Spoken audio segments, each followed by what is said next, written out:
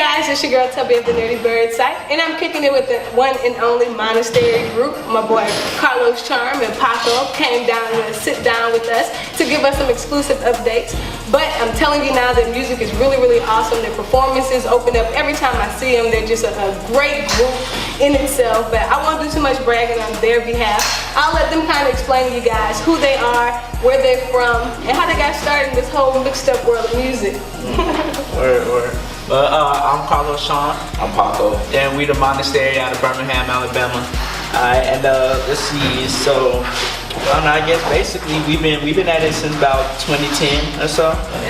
We linked up through a mutual friend. You know, somebody said, "Hey, you know, I heard you." Somebody I confided in about me wanting to rap said, "Hey, I know somebody else that want to rap, and I think you know it'd be dope if y'all linked up."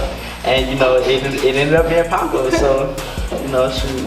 That's a condensed version, and we've been rocking ever since. You guys went to school together, right? Yeah. So growing up in Birmingham, let's start there. How was the whole music scene? I know being in the South, everything's a little bit different. Who were some of the artists that were inspiring you coming up being in Birmingham? Well, as far as like Birmingham artists, the one at the time for me was MP. Like he basically like the legend, like he the GOAT basically. But yeah, locally, MP was that dude. He had that kind of like soul Texas flow with him, and you can still hear that through a lot of artists in the city. He got a big impact as far as that goes.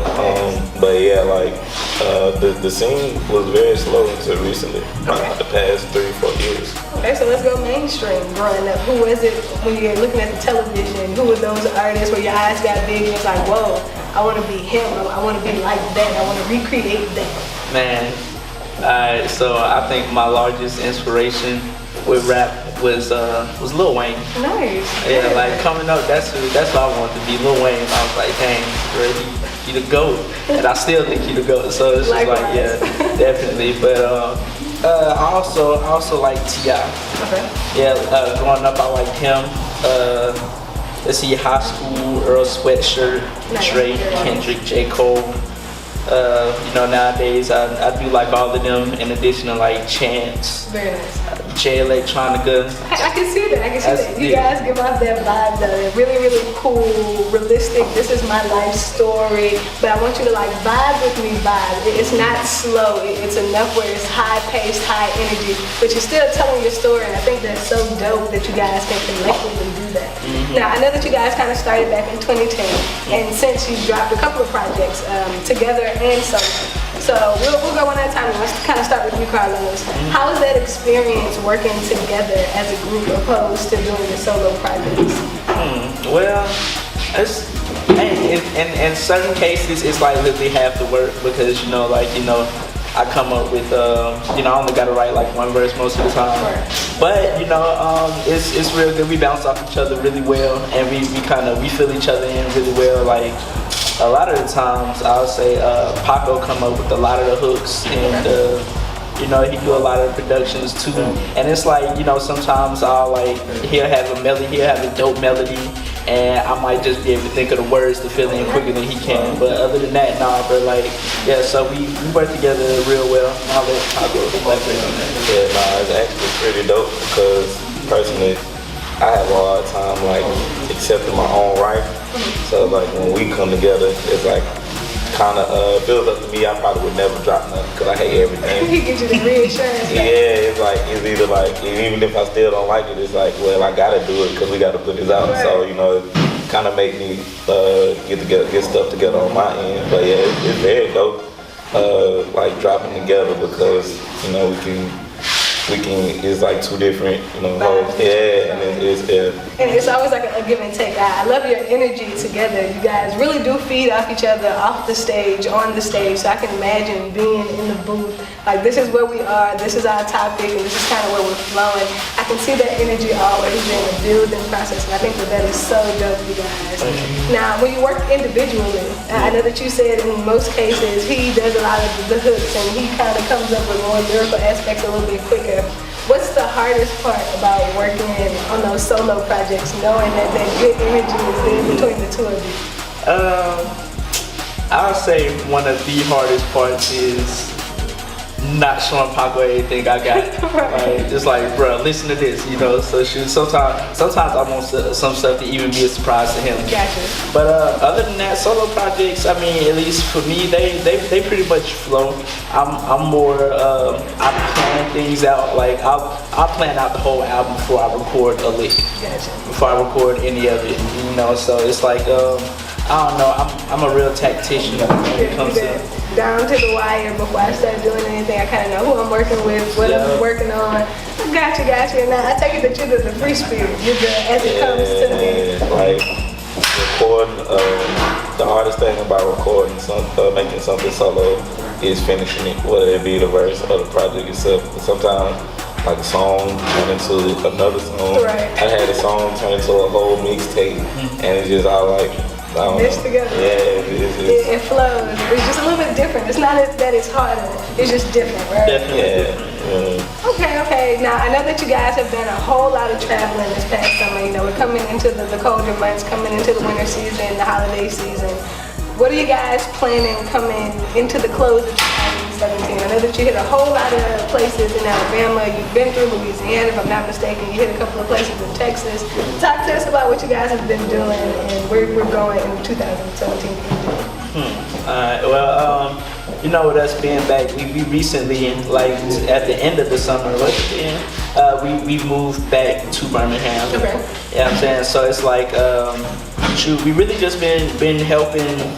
I don't know, just trying to, just kind of relishing in everything that's in the city. You know, when we came back, it was a whole lot of love, and so we started throwing our own shows. Nice. So in the close of 2017, yes, we just kind of want to lay some more groundwork for the shows that we've been putting on, and they are inspired by Faith Flow Sunday. Very nice, very nice. So do you guys kind of have the same type of setup? Is it like artists that you select locally, or is there a submission process? How you guys going about your showcases? Well, actually, yeah, we do pick local, but like the first one we had was Joe Scott come. He came through. Shout out to Joe Scott. Yeah, he came through and rocked it out. And so it's usually like we just look at people who we didn't see perform, and it's just like, okay, we like them, and just let them come up there and do their thing. Yeah. Very nice, very nice. Shout out to Marcel, P. Black, and everybody over at Faith the Flow. They are laying a whole lot of groundwork for a foundation for artists to have a platform to be able to express themselves. So we appreciate that. And I love the fact that you're taking the culture and expanding it where it needs to. Now, knowing that you guys come from a smaller area, and like you said, the music scene was slow growing. You guys are kind of the innovators right now in Birmingham. Like a lot of people are watching every move you make and they're inspired by you. So for those artists that look at you and it's like, man, I want to be like Paco, I want to be like Carlos, like I want to be like Monastery. What advice can you give them to help them kind of stay grounded, stay focused, and kind of get where you are right now? I'd say definitely have your paperwork and like business side like together. Like that's probably the most important thing after the music. Definitely don't depend on nobody else. Like a lot of things that we started doing came out of like I know you heard the story like Jay-Z and Rockefeller, like them trying to sign and they couldn't, nobody would mess with them, so they had to do their own thing. So kind of like be in control of your own as much as you can, you know what I'm saying? Like when we started throwing our own shows, you know, more stuff started opening up for us, just as far potential things. So definitely own your own, being your own, you know what I'm saying, and try to have control as much of yourself and yourself as possible. Nice. What about you? Any advice coming in from the one and only Carlos? What's up? First of all, I'm flattered that you said that, you know what I'm saying, that, you know, you the innovators and all that. And I guess my advice would be, you know, like, you can't cheat it. Right. Like, this ain't something you can finesse, you know what I'm saying? Like, shoot, a lot of less talented MCs get it because they work hard. Right. I'll say success ain't biased. It's gonna go to the hardest worker. It's gonna be people you feel like you deserve it more, but if they work harder, success will not care. Right. Success gonna go to the hardest worker, no matter their background, no matter their talent level. It's just gonna go to the hardest worker. That's what's up. So basically, stay focused. Make sure you're in control of your business. Make sure you're understanding what's happening in that business aspect. But make sure you're actually working hard. Don't just sit there and say you want it and you're not actually doing what you need to go get it. That's coming from the Monastery. Now, I'm telling you, the resume speaks for itself, so we don't have to book that part up too much. Now, knowing that you guys are out here this weekend, not only are you going to show some love for the showcase that the Antidote is putting on at the party, I'll be in the building doing some host work, so I'm excited to see you guys with the stage. But you're also going to swing over to Fade the Flow later this evening, and you guys are going to cut up there. Now, is there anything exclusive that you'll be performing, or let's talk about the lineup tonight. What are you guys performing? What album are we looking at you guys taking songs from? Let's see. Well, shoot, just as far as, before we get into that, like, yeah, we going to Fade the Flow. We going to show love for real, though. We won't be performing this time, but we might hop on the site. You know how that goes. Yeah, so you might get some exclusive stuff there. But let's see, tonight we got a couple of joints from the album coming soon. Nice, so we're getting some exclusives, you guys. Make sure you tune in and check out the updates with the Antidote and the Nerdy Berry site, because the Monastery are going to give us some new heat tonight. Yes, I'm excited. I'm excited too. I should have told me that now. I'm ready. Now, coming on 2018, I know that you guys have started the showcases out in Birmingham. I know that you take opportunity and networking as it comes. But knowing that you are working on a new project, have you guys titled it yet? Do you kind of have the content together, or is it just in the works right now? We got a title. We kind of want to keep it under wraps. That's fine. Might tell you when the cameras go off. But let's see. Conceptually, we still trying to. We got a lot of song ideas. Okay. But we do want to structure them. So right now we just recording everything, and then we're gonna take a look back at what we got and just piece together.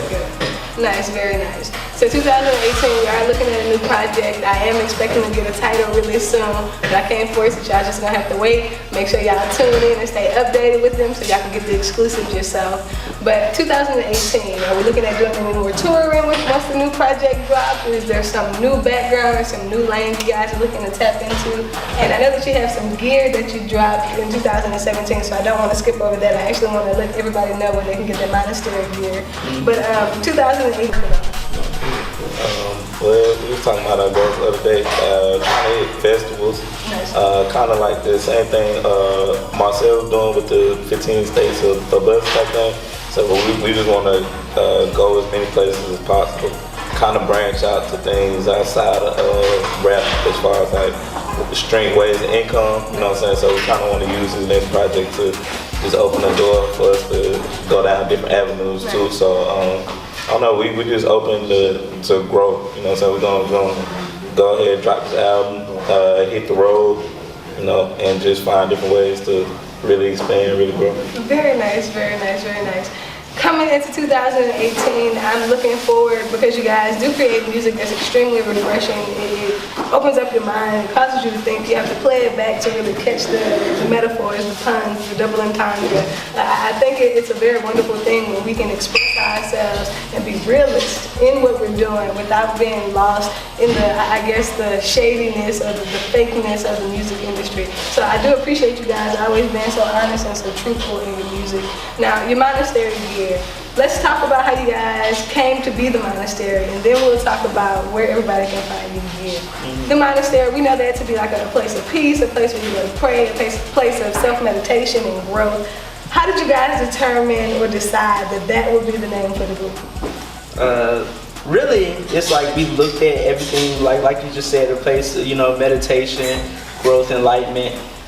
We just looked at all of that and we was just like, okay, this is dope. And we wanted our music to do that for ourselves as we made it, and we hope that it would be therapeutic to the listener too. Nice, very nice. I love that. The hidden message right there in your face is kind of like the music. It puts it right there for you, but it doesn't force it. It kind of makes it a very smooth transition. So go ahead on and tell everybody where they can link in for the Monastery gear. Very dope printouts, very dope schemes. I love the shirts and some of the hats. I'll be getting my hat very soon, you guys. But go ahead on and tell everybody where they can link in for that. Right now, probably we're gonna have more order next year. Right now, you just hit us up on any social media, Facebook, Instagram, Twitter, whatever. You catch us at a show. You we'll have it on hand with us at the show. But if you hit us up on social media, we can get everything set up. We'll ship it out to you. Yeah, because we are shipping. Yeah, we definitely. Yeah. Support Black-owned businesses, you guys, in all aspects. Anything you can do to help your brother or help your sister help themselves so they can turn around and help you do so. Remember, everything energy, it's a cycle. It replenishes, it doesn't go away. So make sure you support your Black-owned businesses, you guys. And that's Monastery.com, right, where they can kind of link in to stay up to date with the new gear as it drops as well, right? Monastery.com, you guys. Don't sleep, the gear is there. Make sure you hit up either Paco or Carlos on Instagram, on Facebook, on Twitter to be able to tap in and get some of your gear, to be up to date with some of the music. Now go ahead and tell everybody where they can actually click in besides Monastery.com to find some of your music. Okay, well, you can find us on all streaming platforms. What you use, Apple Music, Spotify, Tidal, any one of those, SoundCloud, and you can just type in the Monastery Music Group or Carlos Charm or Paco separately, and we can just because we got separates and then we have the groups, and the group one is the umbrella, but the separates got a couple gems. Don't sleep on them. Yeah. Don't sleep on the individual artists. I know the group brings the heat, but the individual artist kind of establishes a whole new sound for you guys. So make sure you stay up to date with that. Make sure you check it out. It has been an absolute pleasure, you guys. I appreciate you not only traveling down to come and sit and talk to me, but actually taking the time this morning to do so. I know that you have a very busy evening ahead of you, and I'm looking so forward to the new project. I'm looking forward to you guys hitting the road. I can't wait to actually make one of the shows outside of Louisiana. I'm guessing it's a different energy there. But go ahead on and tell everybody again where they can follow you on social media and where they can tap in for the exclusives that you guys will be dropping 2018.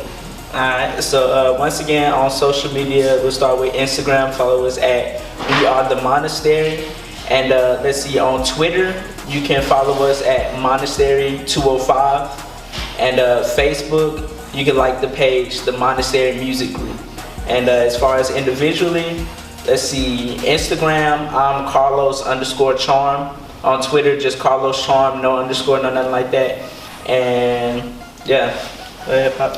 Follow me on Instagram at Digital Underground Pop. And that's it. There you have it, guys. These guys are working very, very hard. They're pacemakers, they're innovators. They actually open up doors in Birmingham that haven't been opened before. They're establishing their sound. They're creating platforms for other artists to do the same. Don't sleep on your local talent. Don't sleep on your local Black-owned businesses. Don't sleep on your entrepreneurs, guys. The Monastery is here. They're not going anywhere. So make sure you tune in right here with the antidote.com.